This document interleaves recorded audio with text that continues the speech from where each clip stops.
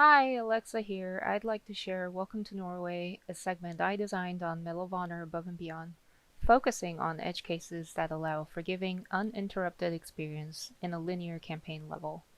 This will contain content spoilers. Irgendwo hier muss der Feind sein. This first fight is meant to start out a bit tough. Sarge comes in to lend some sniper support. When he's done, he has some quick lines to deliver up there.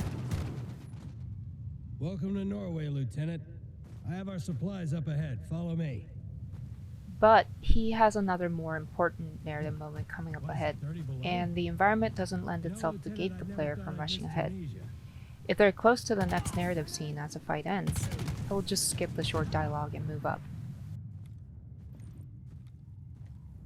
Aha, Lieutenant. Next, Right on time. Mano has a surprise attack. I'm She just waits for waiting the for last all one of to you. get into position before triggering the explosion.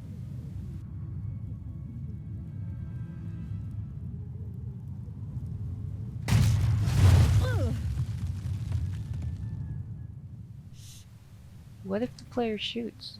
It's what they've been doing all along, and there is no apparent danger or high stakes in this context that warrants a failure. So I just trigger the ambush if the player shoots. The last guy that doesn't get hit runs to take defensive position, and the rest of the scene plays out as usual. Lieutenant, I'll cover you while you clear out the cavern. These icicles can be shot down by the player. It does kill anyone under them, while giving you a bit of extra cover. It's a little gamey, so I kept it optional, but I still wanted to nudge the player to give it a try. How do you encourage players to do something?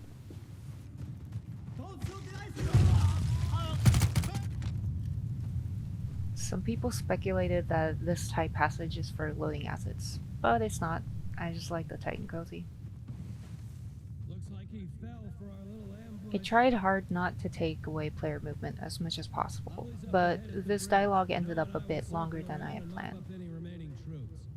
There are still patrols everywhere. Problem is, there's combat just up ahead that these two can't be a part of. You up at the summit. So I do log movement if the player moves too far ahead. Not if they stay to watch, though.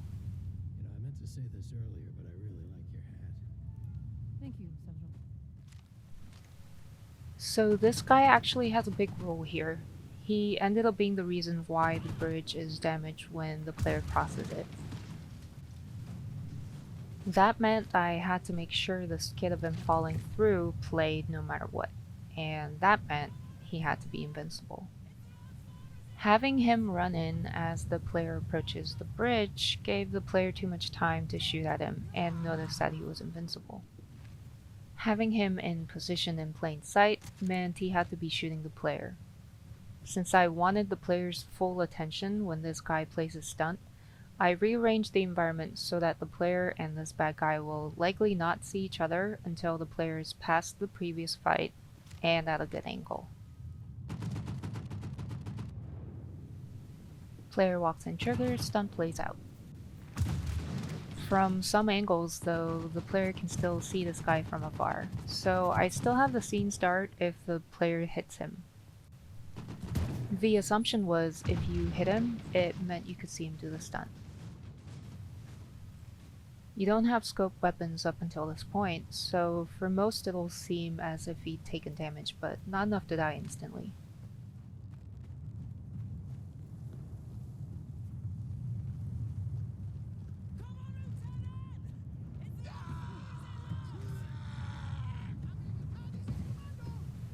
Oh yeah, that guy doesn't do real damage. If you don't kill him, all he does. The correct thing to do here is to cut the rope with the axe or with bullets and see the bodies fall.